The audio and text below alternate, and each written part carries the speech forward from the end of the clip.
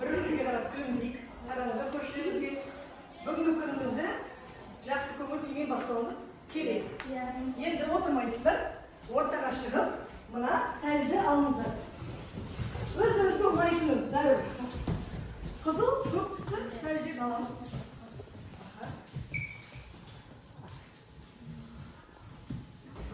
Ал көк түсті бұл бізде суық судың молекулалары. Қайда суық су молекулалары қайда? Суық молекулалар кетті. Жақсы. Ыстық судың молекулалары қызыл түсті. Ал кеттік. Ыстық судың молекулалары бері қарай келіңіздер. Мына жақ тұрайық. Так, суық су молекулалары аз болып қалыпты. Жарайды, ештеңе етпейді. Суық судың молекулалары қозғалып жүр. Қалай? Қозғалымыз. Дұрыс айтасың. Жақсы. Жақсы. Суық суға келіп, ыстық суды қосамыз. Бәрі бірдей қалыпта қозғаламыз. Қосыңыз. Жойылып қосыламыз, араласамыз. Жерге ортаға араласамыз. Ортаға. Араласамыз. Сіздер суық судың арасында ыстық су. Жақсы. Температура күрт артып жатыр. Не істейді? Әрекеттесіз, тез. Дұрыс айтасыздар, ал тез қозғаламыз. Байқадыңыздар. Жақсы. Жарайсыздар балалар. Жарайсыздар. Ал бүгінгі енді отырмаймыз. Барлықтарды қажап қарай тұрғанымыздар. Осы молекулаларды көріп отырғанымыздай, енді сіздердің топқа бөліп келеміз. Топқа бөліміз. Ал, тақтаға қараймыз.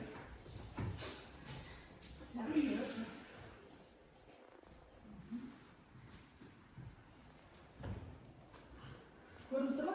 Көрініп тұр. Міне, сіздердің аттарын жазып қойып дайындап қойдым. Енді топқа бөлім келіп тұр. Ал көрейік. Бірінші, кімнен бастайық? Арайлымнан бастайық. Жақсы. Арайлым. Так. Арайлым. Перевернуть. Бірінші топ. Бәрекелді отыра аламыз. Бірінші топ. Устроить дейміз. Сәкен. Так, келесі. Сәкен. Ал, сәкен бөлік. Екінші топ. Отыра қойыңыз. Келесі. Сіздер отыра қойыңыз. Өз орныңызға. Бірінші, екінші топ тек бөлінді. Яғни мына қатар бізде бірінші топ, мына қатар сіздер екінші топ боласыздар. Ал енді сабағымызды бастамас бұрын ең алдымен өткендіге шолу жасайық. Үй тапсырмасын тексереміз. Үй тапсырмасын тексеру үшін соткаларыңызды қолға алып, WhatsApp-қа ашамыз. WhatsApp-қа мен сіздерге тест жіберейін. Сіздер орындай қойыңыздар. Так. Келді ме?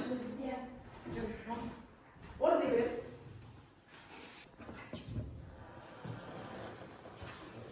Так.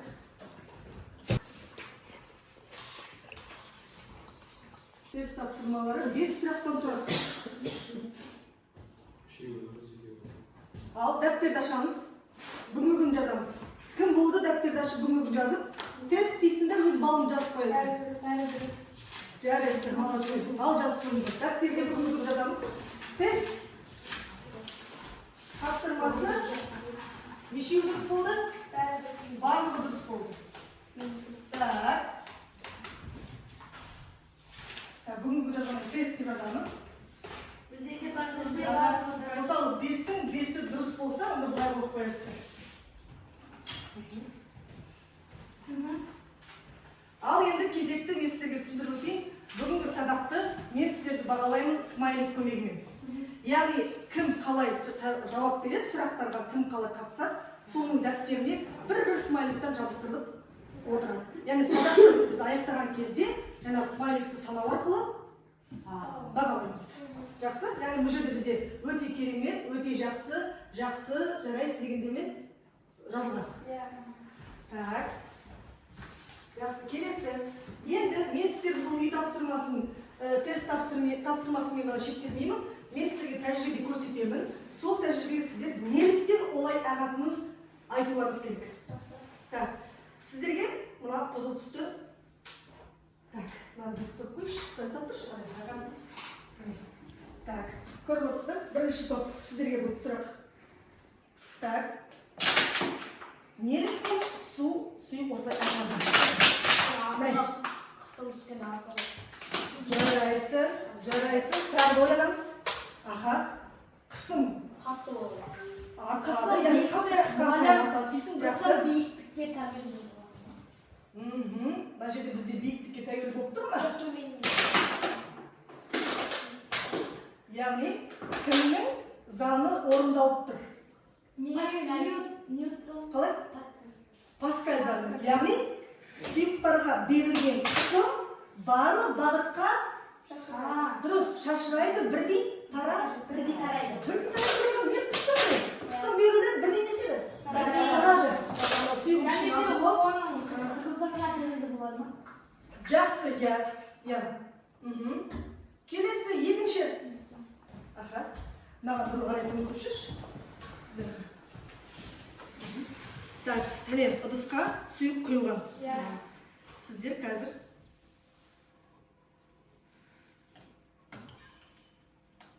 так.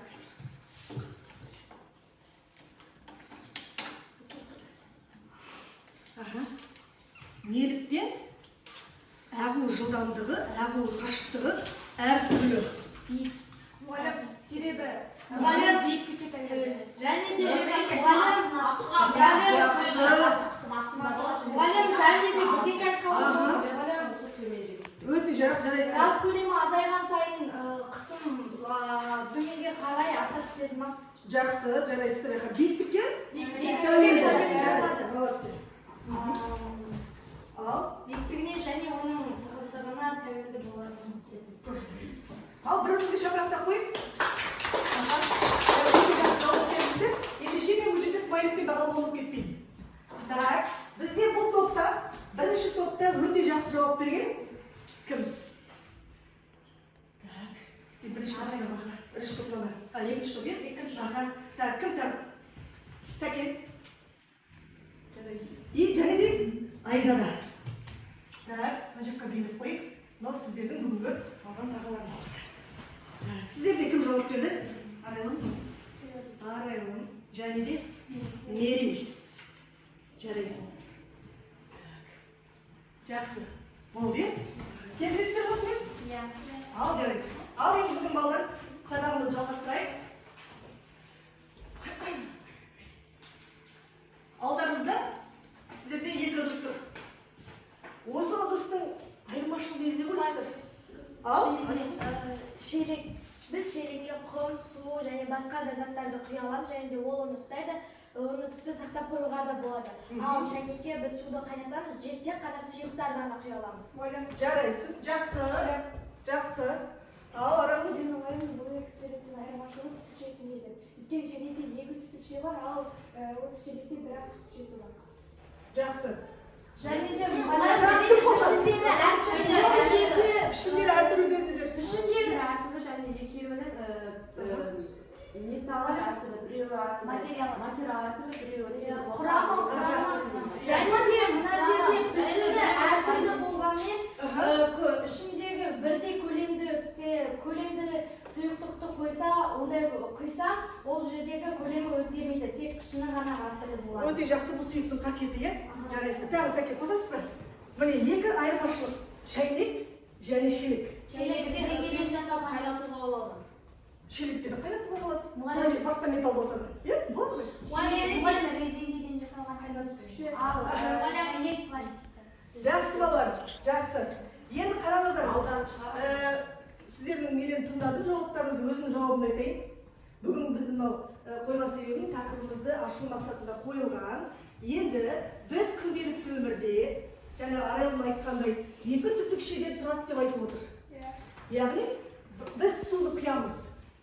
Және аузынан сұйықты шығарамыз, тұмсығынан. Келісесіздер ме?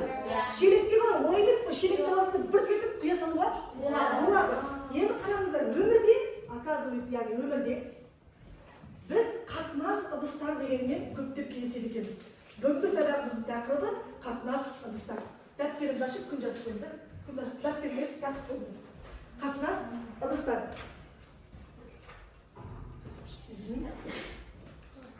Қатынас ыдыстар. Қатынас ыдыстар деп қазір мен сізге айтайын. Мақсатымен таныстырып өтейін бүгінгі сабағымыздың. Бірінші, сіздер қатынас ыдыстардың анықтамасын білулеріңіз керек. Бұл бірінші. Екінші, қатынас ыдыстарды қолдануға мысалдар келтіре алу керексіздер. Қай жерде қолданады? Үшінші, сұйықтық бағанының биіктігін есептей алу керексіздер. Төртінші, су құбырының жұмыс істеу принципін түсіндіре алу керексіздер. Бағалау критерийлері, яғни мақсатқа сәйкес бағалау критерийлері шығады. Яғни оқушы қатынас ыдыстарының анықтамасын біледі. Қатынас ыдыстарын қолдануға мысалдар келтіреді. Сұйықтық бағаның биіктігін есептей аласыздар. Және су құбырының жұмыс істеу принципін түсіндіре аласыздар. Ал, тақырыпты қойдық па? Жарайсыздар. Енді мен сабақты жаңағы біздің Топик KZ сабағымен қосымшасымен бастағым келеді. Білім беру платформасымен.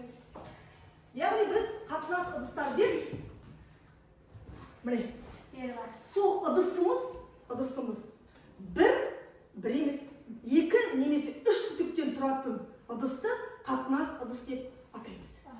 Міне, неше түтіктен тұрады? Үш. Неше түтіктен тұрады? Екі. Ал мысал келтіріңізші, өмірді қандай денелерді кездестіре аламыз? Шайнек, жақсы. Батарея. Тефаль, өте жақсы. Құмыра. Батарея. Жата ма? Дұрыс жатады. Өйткені бір жағынан су болса, екінші жағынан дұрыс су толады. Құмыра, су бұрқағы, және де қай дейміз? Гүл суарғыш. Яғни гүл суарғыш лейка деп айтамыз. Лейканы бізге жатады екен. Яғни балалар жазып қойған анықтамасын. Қатынас ыдыстар деп анықтамасы деп. Қатынас ыдыстар деп.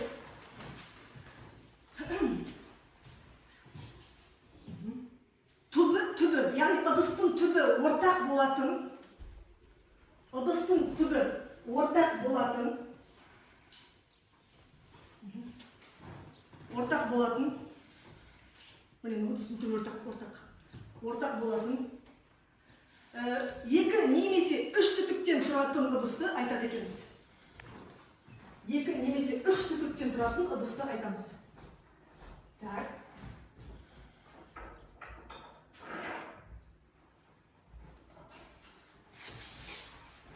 Мен сіздерді бағалап қойайын. Қатынас ыдыстарға, яғни біз бір текті суды құйған кезде, яғни бір текті деген сөз бір сұйық. Ол болуы мүмкін су, немесе май, немесе сүт құйған кезде, яғни ол биіктігі не болады екен? Бірдей болады. Бір текті сұйықтық деген сонда бір ыдысқа тек қана суды. Дұрыс айтасың, тек қана суды құйған кезде оның көтеру деңгейі бірдей болады. Яғни ол пішіміне қарай ма екен? Жоқ. Дұрыс айтасың, пішіміне мән бермей, ол қандай биіктікте тұр? 2 сантиметрге екен. Яғни ол бір текті сұйық үшін. Ендеше неге олай деп ойлайсыздар? Неге олай болады деп ойлайсыздар? Так, мен тақтаға ашайын ба бұл жерде? Так. Яғни міне екі түтіктен тұратын бізде қатынас ыдыс. Ішіне су құйдық. Яғни құйдық. Яғни мына жақ толтырылады тоже. Міне қараңыздар. Толтырған кезде деңгейлері бірдей болады. Яғни биіктіктері бірдей болады. Неге? Себебі Паскаль заңы бойынша сұйыққа берілген қысым барлық бағытта бірдей қаралады. Өзгеріссіз беріледі, және де мына қараңыздар, түтіктің аузы ашық. Түтіктің аузы ашық болса, түсетін атмосфералық қысымда жоғары болады, бірдей болады. Бірдей болады. Бірдей, яғни қысым. Егер де жер тегіс болса, онда ол өте тегіс болса, ол өзінің жаңағы несін көлденеңдігін сақтайды. Міне қараңыздар, мына біз жаңағы сұйықты тік тұрды көрдіңіздер. Беті көлденең болып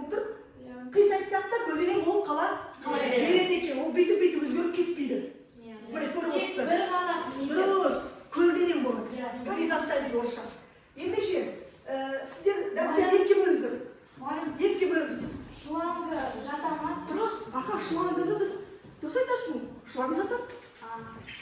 Яғни шлангыны біз бір ыдысқа не істейміз керек? Бекітуіміз керек, екінші жағын екінші ыдысқа бекітуге болады. Қатынас болады. Дұрыс айтасың. Ал бұлай жатса Бұлай болмайды. Егер сен оны қолдансаң, бірдеңеге бір мақсатта, онда болады. Қазір айтамын. Так, жазыңыздар, бірінші жағына дәптер былай сызып қойып, мына жер бір текті сұйық деңіздер. Бір текті сұйық. Мына жерде бізде әр текті сұйық деп қойық. Әр текті сұйық. Бір текті сұйық кезінде болса, яғни бұл жерде қысымдары бірдей болады. Бірдей болады. Әр текті деді сұйық қысым бірдей болып есептеледі. Бірақ әр текті десе, мысалы, бірдей бірдей болады. Яғни бір сұйықтық құйылса ыдысқа.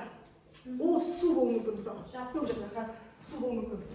Так, қазір бізге дайындап алып келсін. Сосын жалғастырайық. Міне келіңіз.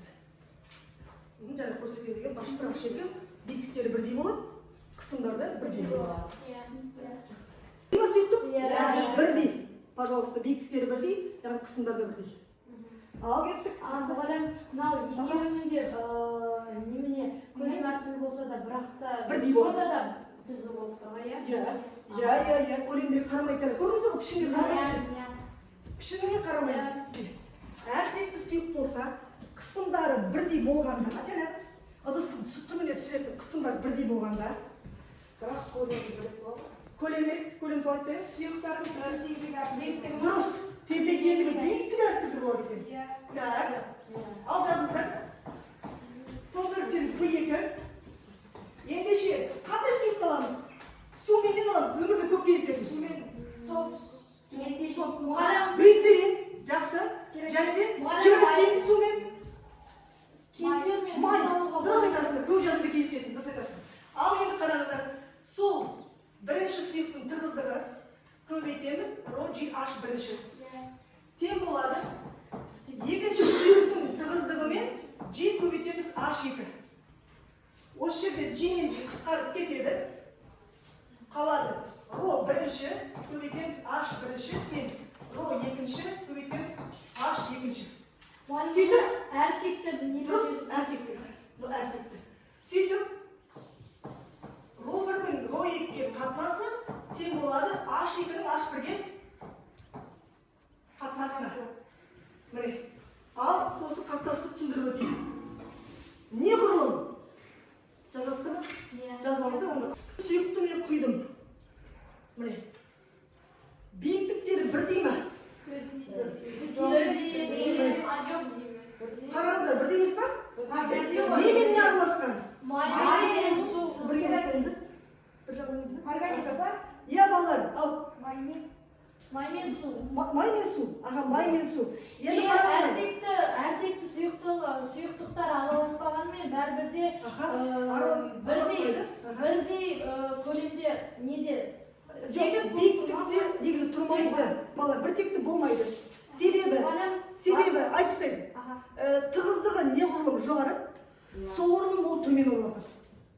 Тығыздығы неғұрлым төмен, соғұрлым оның биіктігі жоғары көп болады. Түсінікті ме? Ендеше қайсы тығыз, сұйық па әлде су ма? Ой, су ма әлде май ма? Дұрыс, су. Себебі ол астына қарай. Астына төмен орналасқан, ал май? Жеңіл. Сондықтан да біз тамақ пісірген кезде май қайдан шығады? Бетіне қалқып шығады екен. Түсінесіздер ме? Ал, жаздық па формуланы? Міне, неғұрлым тығыздық көп болады, соғұрлым оның биіктігі аз болады. Неғұрлым тығыздық аз болады, соғұрлым биіктігі көп болады. Жарайсыз. Так, міне сіздерге суретін көрсетіп қойып, пожалуйста. Керосин, су. Керосин үнемі бетінде тұрады. Яғни биіктігі көп болады. Аха. Жазыңыздар. Кімде сұрақ бар? Бәрі дұрыс па? Бәрі түсікті ма? Биіктіктері әртүрлі болады екен? Әртектіде? Дұрыс. Әртекті болады. Так. Ал енді осы қатқыл ыдыстарды қайда біз қолданады екенбіз? Ал, пожалуйста. Фонтан. Фонтан жасағанда міндетті түрде қолданылады. Көріп отырсыздар ма? Яғни үлкен ыдысына су құйылады да, ол барып мына жерден төменгі жағынан аға бастайды. Яғни ол бірақ насостың көмегімен басқарылып отыруы мүмкін. Үнемі істеп отыру керек қой. Насоспен басқарылып отырады. Ал. Ол мүмкін тығыздығым арқылы былай шашырайтын шығар. Қалай тығыздық? Бұл жерде су құйылған. Су бағандағы. Бұл жерде әртекті құйылған. Егер де былай су өзі қысымға деші. Қысымға баспаса, ақырын жүргенде фонтан шықпай қалады. Иә, дұрыс айтасыз. Яғни біз сұйықтықты неғұрлым жоғары орналастырамыз, соғұрлым ол төменгі жағынан қысым көп сүреді, естен қаттырақ ата бастайды. Міне су құбыры балалар. Біздің мынау қалада тұратын бірнеше этажды үйлерде міндетті түрде көрдіңіздер үлкен су құйылады ыдысқа, барлық этажға су жіберіледі. Қай жерде су қысымы көп болады? Астында. Дұрыс айтасың. Астында бөлігінде. Так, артезиан құдығы бұл жерде. Бұл істерге мен қосымша тапсырма беремін. Қазір өткен артезиан анау ақса не ең жердің астынан алынатын су ма?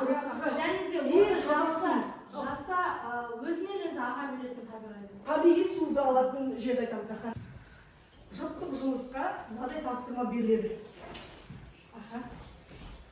Так, Ерасыл мен Сәкенге екесі тапсырма берді.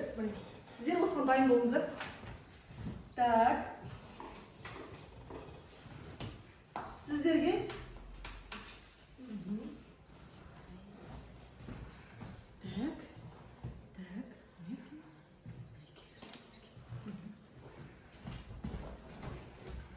жұптық жұмыс деп тақтаға шығамыз. Тақтаға шығамыз. Келеміз. Деңгейлі тапсырмалар. Так.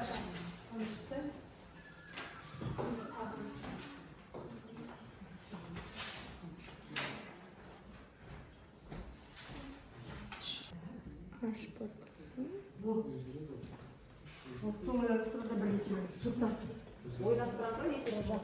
Не екен айтасың? Ойланыңыздар. Не себепті өзгеріп тұр?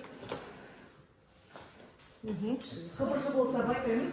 Яғни дескрипторға мән береміз бұлар. Есепті. Кім жауап береді?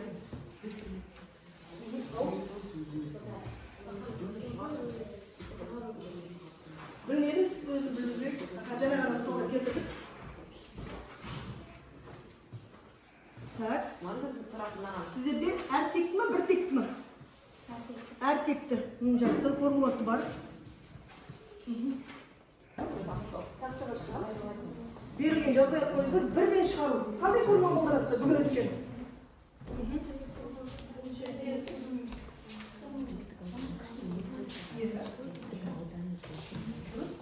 Сіздер ол қолай бар вообще өтемейді. Сіздер ол қолай?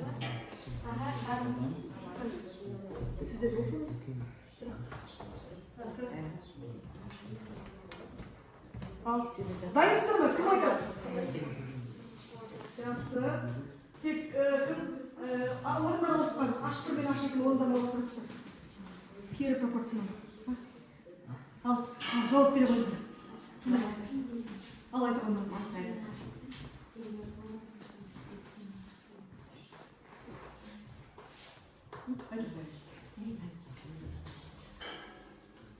Ал, Сәкен. Жауап беріңіздер. Жақсы, тең болады. Сіздер қандай шама бересіз? H2-ге, H2-ге қойып қой, H2 бөлінген 0,8.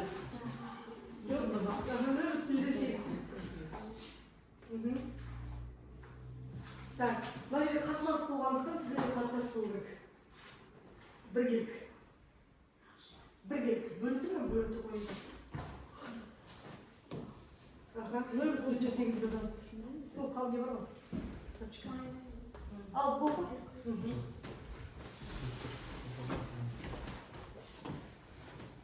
Жақсы. Қандай форма қолданыр?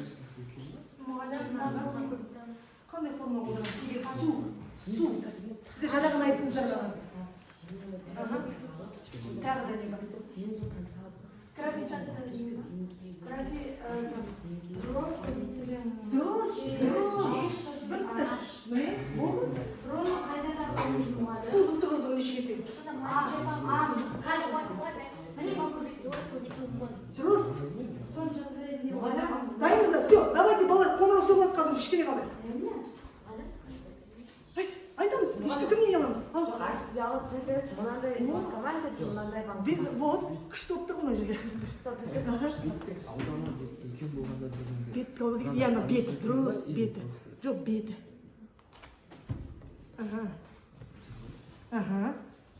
Ал, айта қойыңыздар. Барлық жауап сұрақта тұр ғой енді, сіздер өздеріңіз соны айтуыңыз керек болды. 100-бен көбейтіп. Айта қой, ал дайын, тыңдаймыз. Беттік ауданы кіші мезука су беттік ауданы үлкен банкаға құйылса, судың ыдыс түбінде түсетін қысымы өзгере ме? Жауап иә, жоқ. Судың астыңғы көлемі өзгереді. Судың қысымы өзгере ме? Иә, жоқ. Қысымы өзгереді. Иә, дұрыс. Деген? Мезука банкаға салынғаннан кейін, оның бастыңғы көлемі үстіне қарай көтеріліп, астыңғы деңгейі жоғарылай түседі. Су биіктікке көтерілген кезде астыңғы деңгейі қысымы көбейеді. Жақсы. Жақсы. Мен толықтырып өтейін өзім. Мансұр берейін. Яғни сіздер кіші мензуркадан үлкен мензуркаға құйған кезде не өзгереді? Көлем өзгереді. Көлем өзгеріп және не өзгеріп кетеді? Биіктік өзгереді. Биіктік өзгерсе қысымда өзгереді. Түсінікті ма? Жақсы.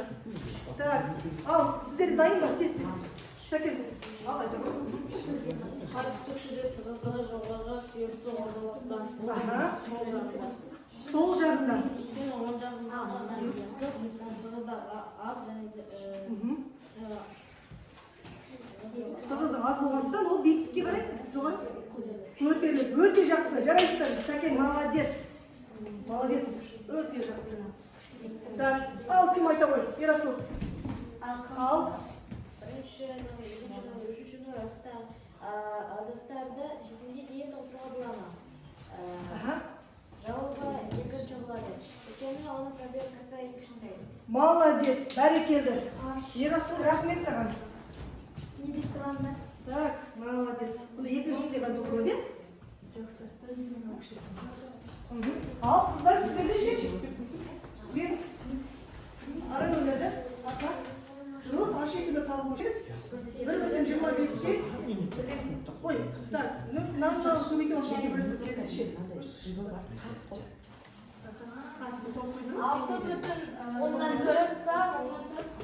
Так, 80-ді бөш 800-ге. 0,1. Оннан бір метрге тең екен. 12 сантиметр? 10 сантиметр. Жазып қой, 10 сантиметр. Келесі біз тақтаға. Ал, жақсы қыздар. Отыра қойыңыздар, рахмет. Ал, кел тақтаға жаза қойыңыздар. Үш жібер.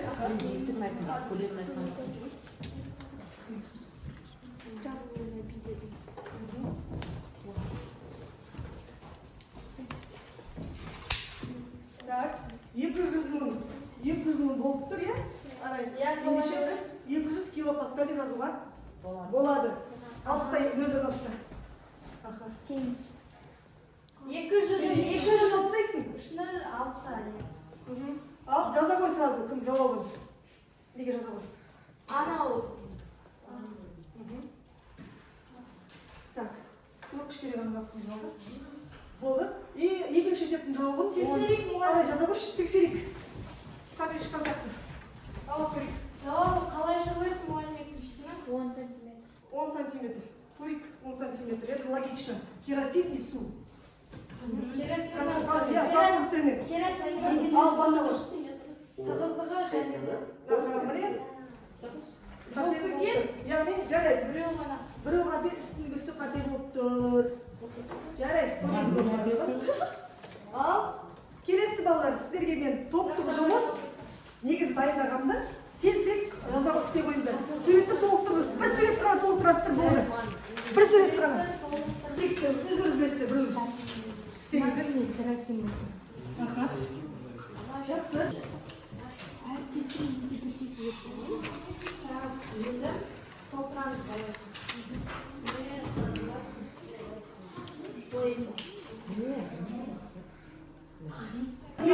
салмағы судан қарағанда салмағы болса болып ойбай тығыздығы салмағы емес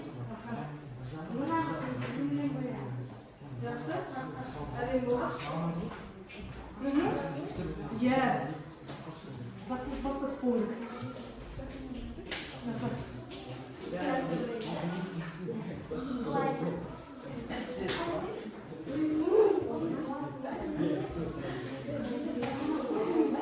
Жоқ, жеткілікті.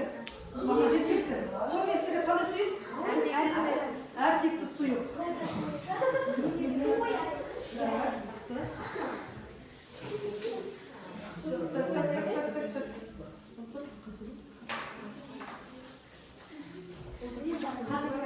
Біртек ма? Жақсы, өте жақсы.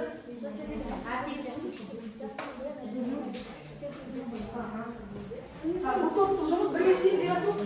Ол қалай әдемі болып істеді.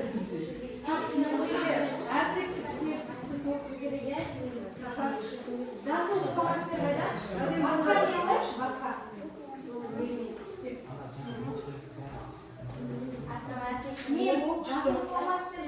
Әртекті оқып кеткен, араласып кетіп басты.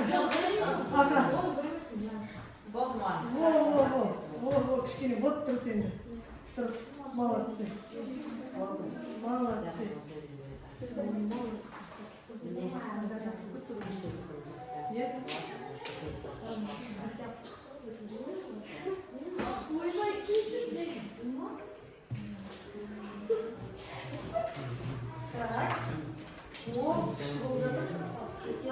Әртек ме, біртек ме? ол әртекті ана жерде әртекті деп көрсетіп Ал жақсы болай.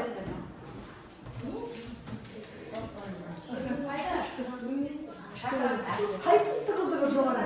Сары ма, жаңағы күлгін ба, жасыл ма? Сарыныкі. Дұрыс еді. Неге? Дұрыс. Төменде орналасқан. Яғни ғылыми тілде сөйлейді жаңағы. Мына жерде біртекті ме, әртекті ме? Біртекті. Дұрыс. Деңгейлері? Бірдей. Болды ма? Ал жарайды. Күлгін көрсетеміз. Екінші жақтан. Жақсы көрсетеміз. Ал бар, қылысың. Түрмелерін еткен. Ал, қараңыздар. біз мына жерде әртекті сұйықтық, біртекті сұйықтық, әртекті сұйықтықты сыздық. Ол жерде бізге керосин, су, ацетон берілген. Ацетонның тығыздығы мына судан қарағанда жеңілірек болғандықтан осы ацетон осылай әртүрлі болып тұрады. Мына жерде не болған? Сосын кейін мынау үлгімен берілгендердің бәрі су. Су міне Судың тығыздығы? мың болғандықтан мыналардан қарағанда судың тығыздығы тығыздырақ болады. Үлкен ба, аз ба? Үлкен болады. О, ал мына қызыл сары ол керосин. Керосиннің тығыздығы судан қарағанда азырақ, сол үшін ол судың бетінде қалқып жүр. жарайсыздар, молодцы. Суда покрыши. Бәрекелді. Сіздер айтасыздар ма?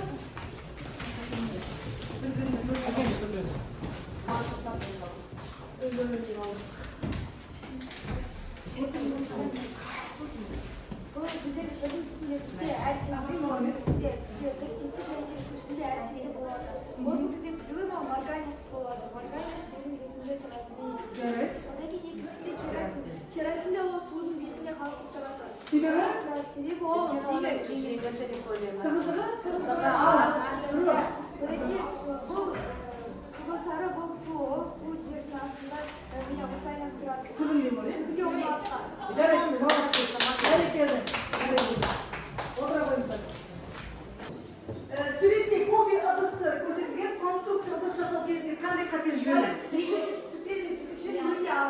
Төбе қойған жағдайда ол шығыс қойған кезінде ол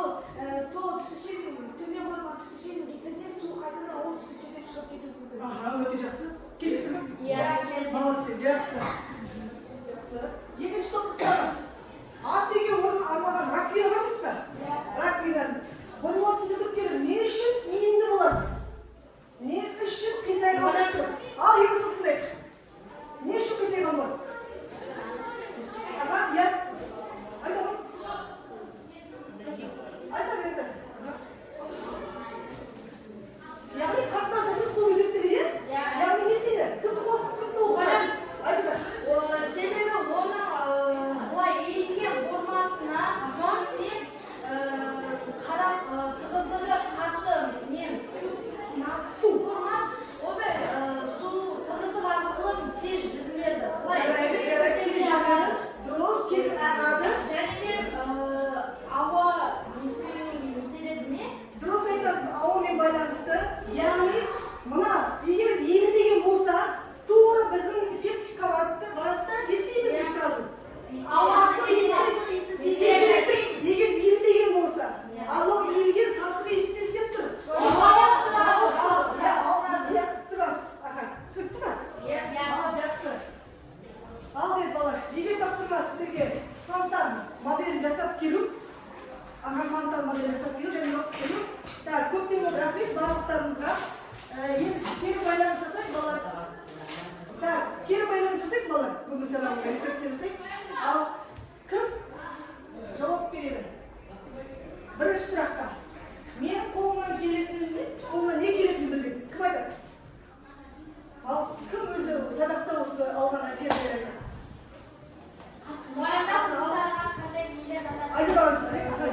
Мен осы өткен сабақ арқылы мен осы тығыздықты білдім және де қатынас ыдыстарды бірдей көлемдегі сұйықтықтар болса, олардың несі биіктігі ішіне бірдей болатынын білдім. Жарайсыз, рахмет көп. Қандай қиындықтар болды? Кім айтады? Жеңе алдыңыз ба? Ал мені. Бізде өте ешқандай қиындық болған жоқ, тек қана қиындық оның түсінуде болды және де оның негізгі мәліметті білу ғана болды. Ал өзіне қарай оларды тек қана біліп, мұғалім түсінгеннің арқасында. Жарайсыз, рахмет. Кім айтады? Мен білдім, мен түсіндім, ең қызығы не болды? Ал айта ғой, мен түсіндім. Мен түсіндім, ортақ түстері бар ыдыстар қатынас ыдыстар деп аталатын. Молодец. Ең қызығы не болды? Кім айтады сіздерге осы сабақ барысында? Ең қызығы осы әртекті және де біртекті сұйықтардың осы ішіндегі түсірілетін қаншама сұйықтықтардың қай жерде біреуі қайсыға тығыз болып келетін, және де қайсы бөтпен шығарып қалып Орналасу бойынша. Орналасу саған қызылды. Ал айта ғой өзіңді. Берілген мәліметті қалай игердіңіз? Бірден 5-ке дейін бағалаңыз. Мен осы сабақты бүгін 5-ке бағалағым келіп тұр. Себебі мен бұрынғы өткен білімдермен қазіргі жаңа білімдерімді шыңдап, оның тағы бір күшті керемет сабақ өтті деп ойлаймын. Молодцы. Үйрендім, төменгі қысым, ол тек қана төменгі қысым болғаннан кейін оның ағу мөлшері қысымы төмен болады. Содан кейін алысқа шығатынын, ағатынын және де кофе басқа ыдыстар немесе басқа ыдыс алған кезде өзінің өміріне қажет болатын заттар алған кезде және түтігі немесе қысымдығы төмен болмауы керек. Өте жақсы. Барлық қосарыңыз? Сабақ болды ма? Көп рахмет. Жалпы Айзада 10 балл, Арайлым 10 балл, Арай 10 балл, Сәкен 9 балл, Мери 10 балл, Мансұр тоже кішкене төмендеп 9 балл деп көтеріп 8 балл яғысы. Келсіз, ләззат болыңыз. Жақсы,